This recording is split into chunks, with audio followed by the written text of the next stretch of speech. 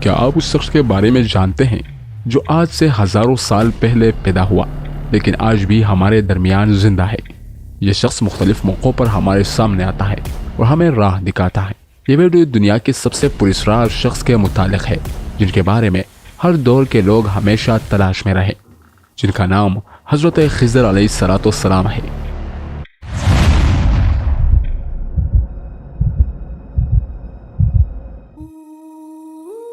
حضرت خضر علیہ السلام کو ہمیشہ زندہ رہنے کی قوت کیسے ملی؟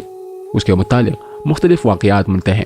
ابن عساکر نے تاریخ دمشق میں لکھا ہے کہ جب حضرت آدم علیہ السلام کی وفات کا وقت آیا تو آپ نے اپنے تمام لڑکوں کو جمع کر کے فرمایا، اے میرے بیٹو، بے شک اللہ تعالیٰ زمین والوں پر ایک بڑا عذاب نازل فرمانے والا ہے، تو میرے وفات کے بعد میرے جسم کو غار میں رکھ دینا یہاں تک کہ سکون پا جاؤں، تو میرے جسم کو ملک شام میں دفن کر دینا۔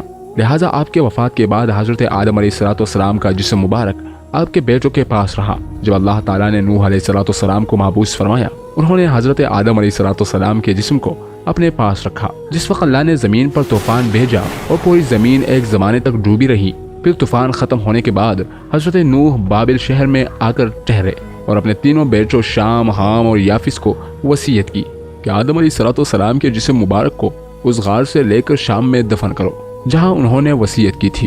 تو ان لڑکوں نے کہا، زمین وحشتناک ہے، نہ کوئی اس زمین سے مانوس ہے اور نہ وہاں کا راستہ جانتا ہے۔ حضرت نوح نے کہا، حضرت آدم علیہ السلام نے اس شخص کے لیے جو ان کے جسم کو دفن کرے گا قیامت تک زندہ رہنے کی دعا کی ہے۔ پھر آپ کا جسم مبارک اسی طرح رہا یہاں تک کہ حضرت آدم علیہ السلام کی ایک سلبی اولاد جن کا نام خضر تھا، انہوں نے آپ کے جسم مبارک کو دفن کیا۔ اللہ نے آدم علیہ السلام کی دعا قبول فرمائی، تو حضرت خضر علیہ السلام جب تک اللہ چاہے گا زندہ رہیں گے۔ حضرت خضر کی کنیت ابو العباس اور نام بلیہ تھا، ان کے والد کا نام ملکان تھا۔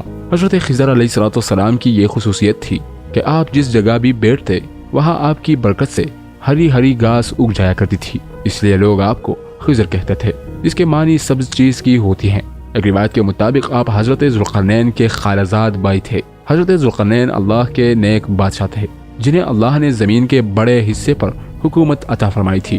حضرت خضر حضرت ذوالقرنین کے وزیر تھے۔ کتابوں میں حضرت خضر علیہ السلام کی لمبی عمر اور موت نہ آنے کی وجہ یہ بھی لکھی گئی ہے کہ آپ نے آب حیات نامی ایک چشمے کا پانی پیا تھا۔ آب حیات کے بارے میں یہ بیان کی جاتی ہے کہ جو اسے پیے گا یا اس میں غسل کرے گا اسے کبھی موت نہ آئے گی۔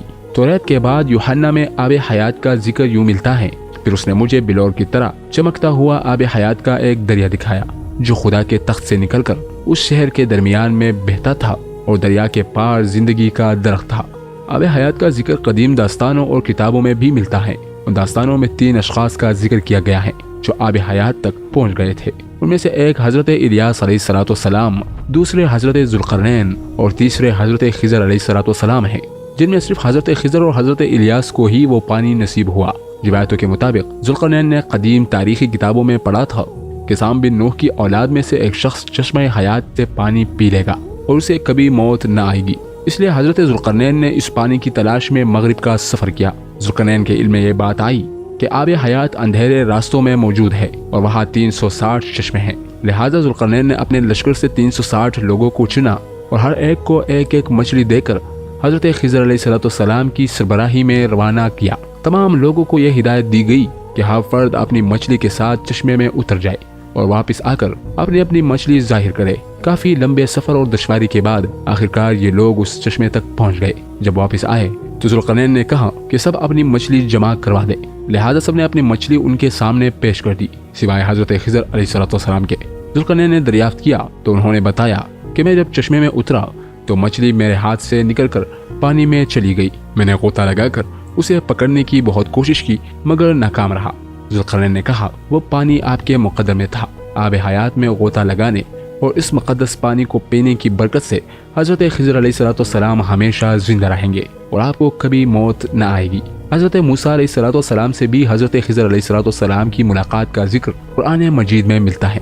اس کے مطابق حضرت خضر علیہ السلام کو ایک الہامی علم عطا کی گئی تھی جسے علم لدونی کہتے ہیں۔ اس علم کو سیکھنے کے لیے حضرت موسیٰ علیہ السلام हजरत खिजर की खिदमत में हाजिर होते हैं और उनसे दरख्वास्त करते हैं कि अल्लाह ने उन्हें जो इल्म अता किया है वो उन्हें भी सिखा दे। लेकिन हजरत मूसा की जल्दबाजी और सब्र न करने की वजह से हजरत खिजर वो इल्म मुकम्मल तौर पर हजरत मूसा अलैहिस्सलाम को नहीं सिखा पाते। बाज़ उलमा ने उस वाक़े को दलील बनाकर हजरत खिजर अलैहिस्सलाम को नबी करार दिया है, क्योंकि एक पैगम्बर को एक आम बंदा कोई इल्म नहीं सिखा सकता।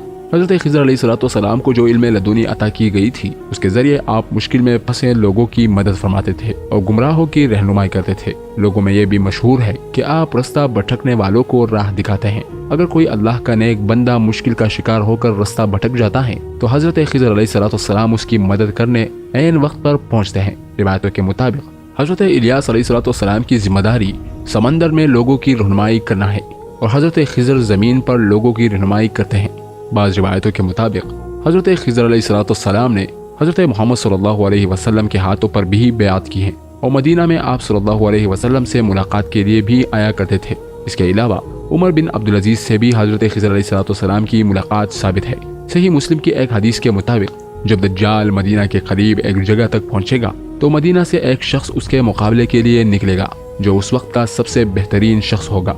ये शख्स हजरत खिजर अलैहिस्सलाम होंगे। हजरत खिजर और हजरत इलियास अलैहिस्सलाम दोनों जिंदा हैं और हर साल हज के मौके पर मिलते हैं। सूफिया के नज़दीक भी हजरत खिजर अलैहिस्सलाम का बहुत आला मकाम है। वो खिजर अलैहिस्सलाम को अपना रहनुमा तस्वुर करते हैं। बाद सूफिया से उनकी मुलाकात भी साबित है।